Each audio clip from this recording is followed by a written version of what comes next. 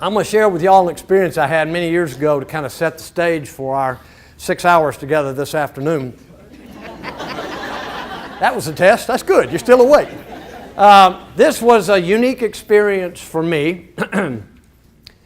I went to church, and I wasn't going to church that made it unique, lest you think you're dealing with a heathen here. It was what, and you kind of are, but that's okay. I go most Sundays. Anyway, it wasn't me going to church, it's what happened at church. Now, when I attend, which is almost every Sunday, I have a favorite place to sit. And probably everyone in the room is curious, where would Jim like to sit at church, right? And if I get William to raise his hand back there, that would be my favorite spot. You'll notice where he is. He's on the very back row for openers, right? And he's very close to the door, so if something happens or he hears something he doesn't care for, he can be gone, right? Now, that's why he's sitting there. I read his mind. My only reason for sitting in the back row is because my training in the military prepared me to deal with emergency situations. In the event of a fire or some other sort of natural catastrophe, I want to be in a position to facilitate an orderly evacuation of the sanctuary, and that's the only reason I sit on the back row. Could I see the hands of those of you who believed a word of that? Okay, it's the same reason he is. I mean, it's the exit row aisle seat. Anyway, this event, this Sunday morning, I'm in my place. We have dispensed with the preliminaries, and we're getting down to one of the main events. The priest gets up, begins to deliver the homily, and everybody's trying to stay focused on what's being said. When out of the corner of my eye, I saw a little flash of movement. Does that ever happen to you? You don't know what it is. You see a little jerky motion. Naturally, I turned to see what it was, and what I found is way up on the second row, way up on the second row based on where I'm sitting, there were 3 people. There was a man, and on either side of him there were 2 ladies. And what we had happening was a simultaneous nod off. All 3 of them. All 3 of them. But it gets better. It gets better. Oh, does it get better. You can't make this stuff up. The ladies on either side were front nodders, and the old boy was a back nodder. I gave thanks. Because this was far more interesting to me than what you understand. And so I scrunched around in my chair to watch the proceedings. Now the ladies were fairly discreet. What I mean by that is when they would bottom out, they'd pause for a count or 2 as if nothing had happened and slowly bring their heads back up. Who? Me sleep? No. But the old boy, like back nodders everywhere, was a bit more animated. And so when he would nod off, he'd look around, I guess to see if anybody noticed. Where's he sitting? Second row. Now I watched this for a minute or 2, and then I glanced around the sanctuary. What do you think's happening? There's elbowing, tapping, nudging, pointing, whispering. I mean, for all I know, money's changing hands. People are shifting their focus from what's being said to what? The show on the second row. And after another minute or so, sure enough, the old girls gave it up. Just stayed. Very safe posture for sleeping in church, because it looks like what? They're praying. They were suddenly taken on by the Spirit, or whatever. They went in, but even as far away as I was from them, I could tell from the rise and the fall of the shoulders, ain't no praying going on here. You know, the rapid eye movement, these old girls are gone. Meanwhile, the old boy keeps fighting it off, and finally, he went sound asleep, and when he did 3 things that nearly brought down the house. The first thing that happened is his head went further back than we thought humanly possible. I mean, it kept going back. You could almost hear a collective, my God. But when he bottomed out, it woke him up, and apparently it scared him half to death, because the next thing he did is he took a series of breaths. Now, you've got your silent breath, like that, and you've got your breaths. He did B, much louder than that, and the last thing he did, apparently fearing that he was falling over backwards, he threw his hands up to break his fall. You remember what's on either side of him, right? He nailed the sleeping beauties, woke them out of a dead sleep, nearly knocked them out of their chairs, and all 3 of them were glaring at each other on the second row, which nearly brought down the house. You with me? Now, the question on your minds at this point, no doubt, is what in the world does it possibly have to do with unleashing the heroes in your midst? And the answer is absolutely nothing. I'm just going to tell you the truth, nothing. But I want y'all to know that I know what dozing off looks like. I watched you. You ate like you're on your way to the penitentiary. I watched you. You wearing name tags, I will call on you by name, so help me God.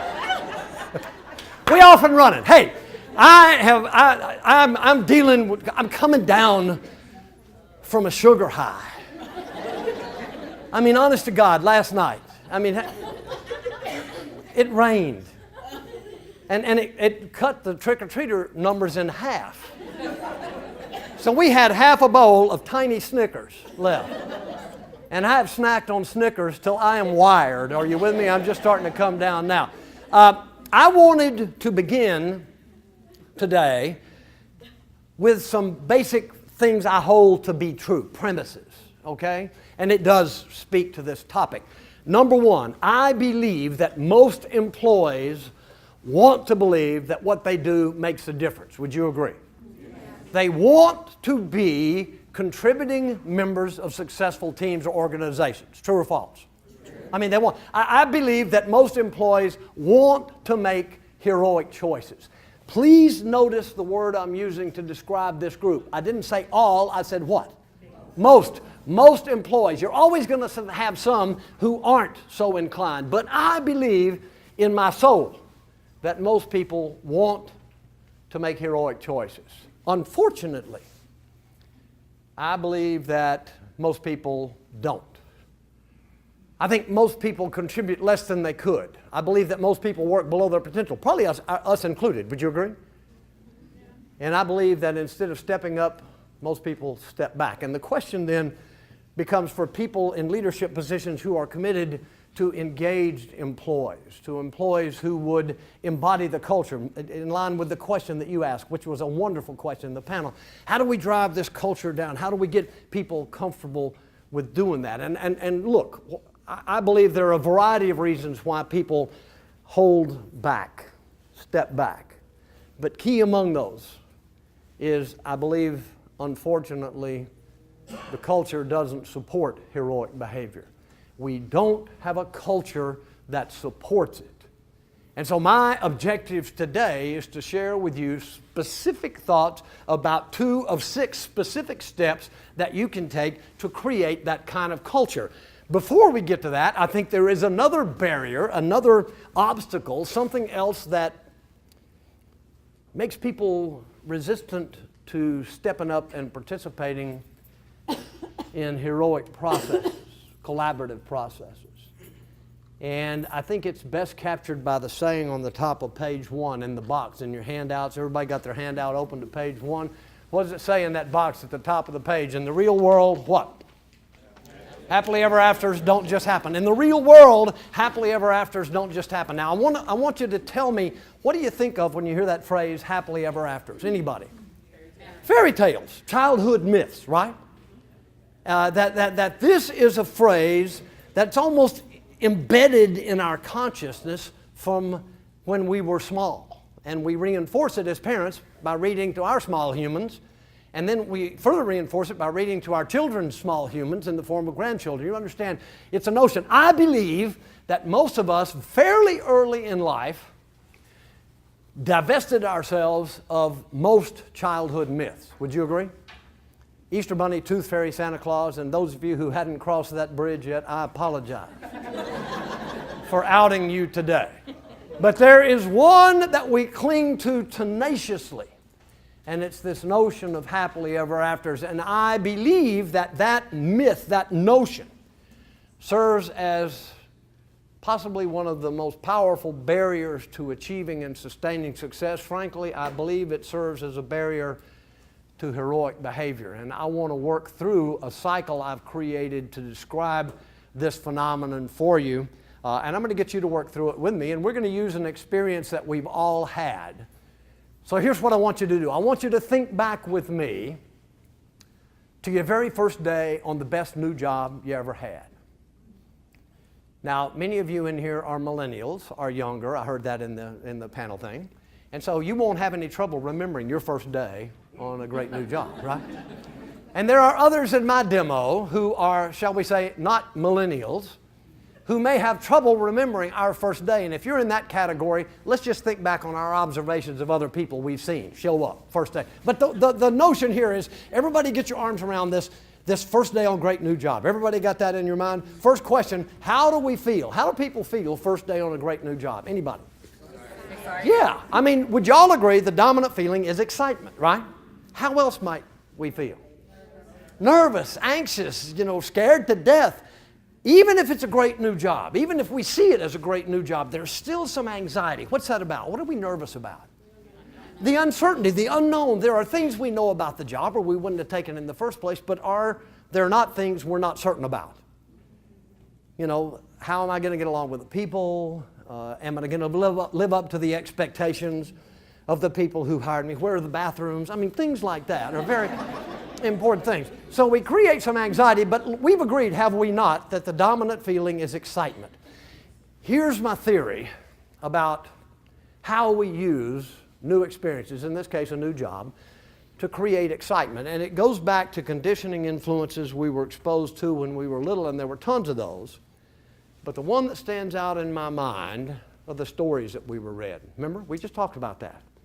Different plots, different characters, but these stories all end the same way, don't they? And they lived happily ever after.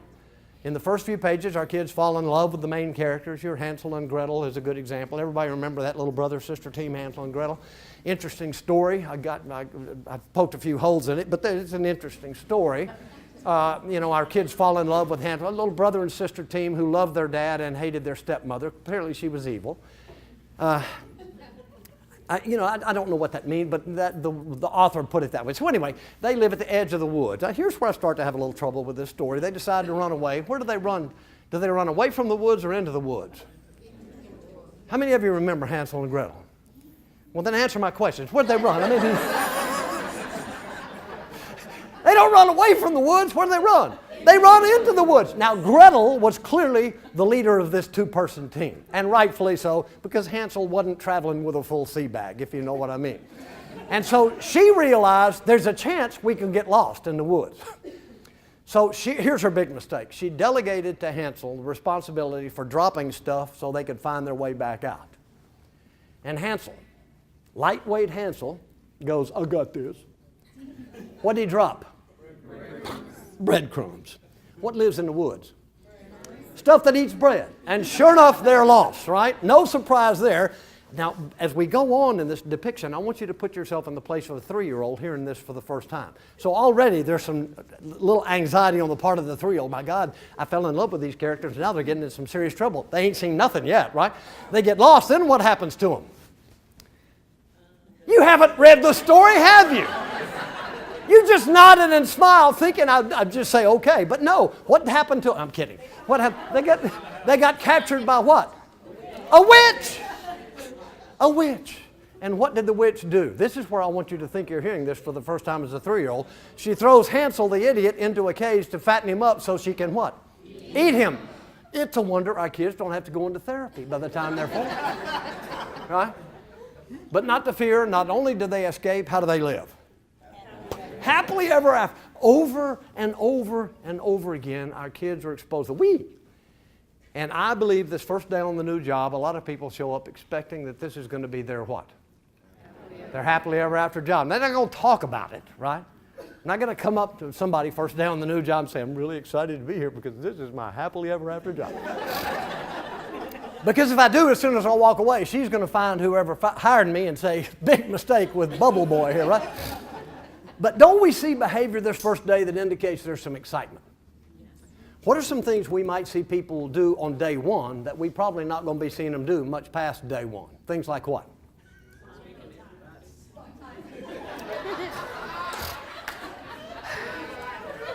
So that's the way it's going to be, okay? We're not going to sleep, but we're going to mess with you, boy. Audience in New York a couple of weeks ago, I asked that question. I said, show up. And I hear it again. Okay, when did they show up? How early? It's dark, right? And they ready to go. And what else can we see them do first day that we might not see them do much past day one? What else? Yeah, they got their best credibility costume on. It may not be new, but it's clean and pressed, am I right? And what about that hair? Man, it is fixed like mine. I mean, they fix it up. A lot of smiling going on first day. Have you noticed that? 32 teeth all up front, just grin, so happy to be here.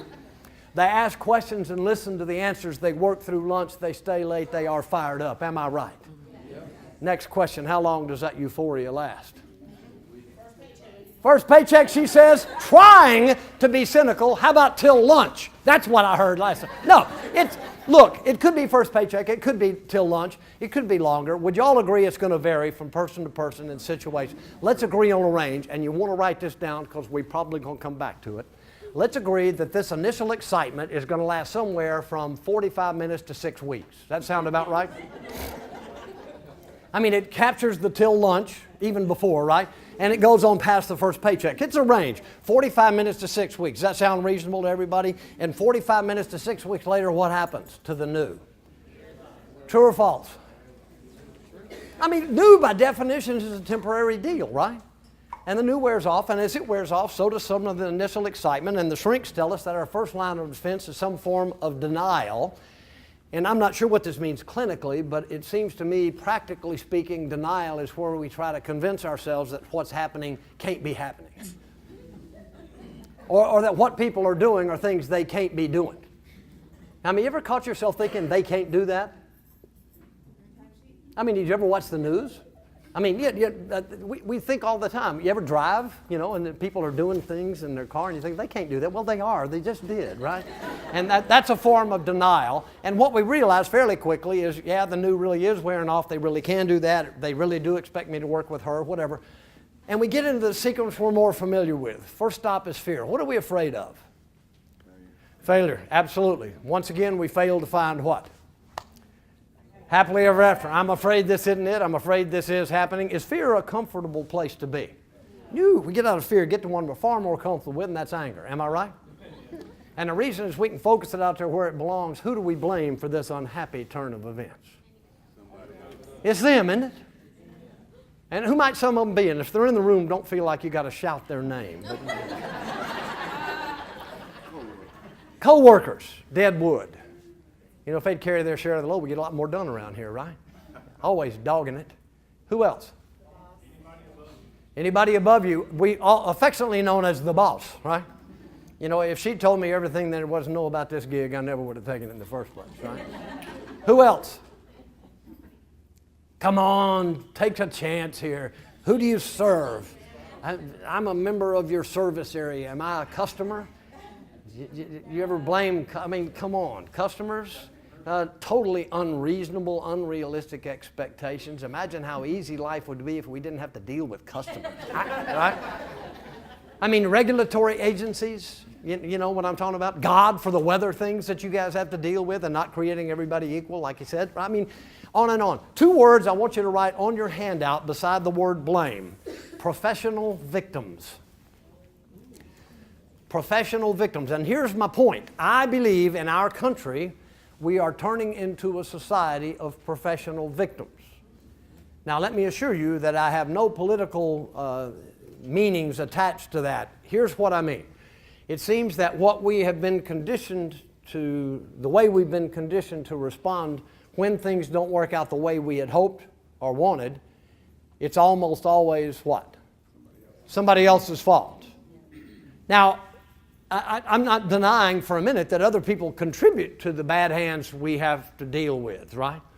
Or the setbacks that we encounter. But would you all agree with me that if our only response in a situation like that is to find and fix blame, we're probably not going to get very far. Make sense?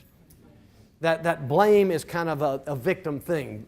Blame in the workplace leads almost inevitably to what I call just give up. Now, don't misunderstand me. I don't mean resignation. This is more like what I would call rehearsal for retirement. You with me?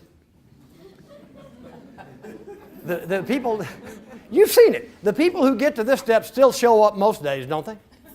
But what can we count on them to do on the days that they're there? Not much. See, nobody can get away with doing nothing, but not much. Here's what I would do. On my handout, I'd put a slash after the word up, and I would write 3 words. Just get by. The people who get to this step, in my experience over 30 years doing this and working with clients, are notorious for doing enough to what? Just get by. You think there's much of that going on in the workplace? I mean, I don't know how you would measure it, but from responses all over the country, it seems that there is quite a bit of it. And I would further suggest that some people spend most of their careers there. Would you agree? Just going through the motions, showing up, not making waves, not rocking the boat. You know, the question about culture. How do we drive the culture? How do we get people who are not afraid to step up and speak up and things like that? Well, there are things we can do, but we must do so understanding there are a few who are never going to play, right? That they won't. So just give up. Some people spend their whole careers there. Some people take the next step and they go looking. What do they go looking for?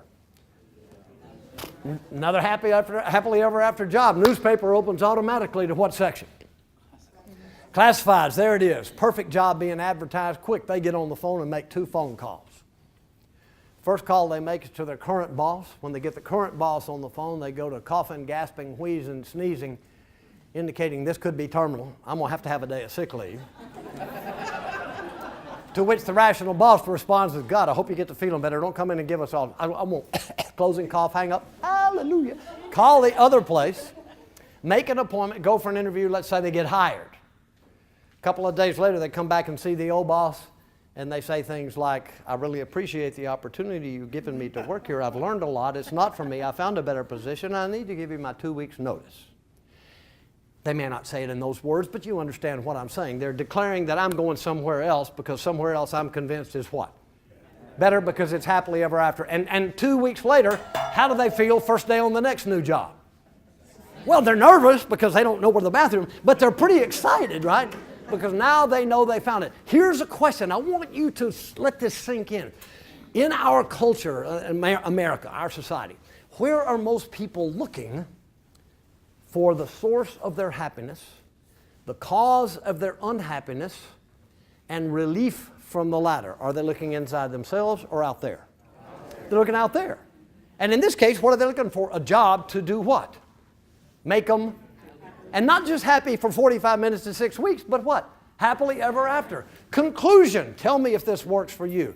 They're looking in the wrong place for something that isn't there. That doesn't mean there's no such thing as a job we can be happy performing. We know better than that. What does it mean? It means there's no such thing as a job that can make us happy.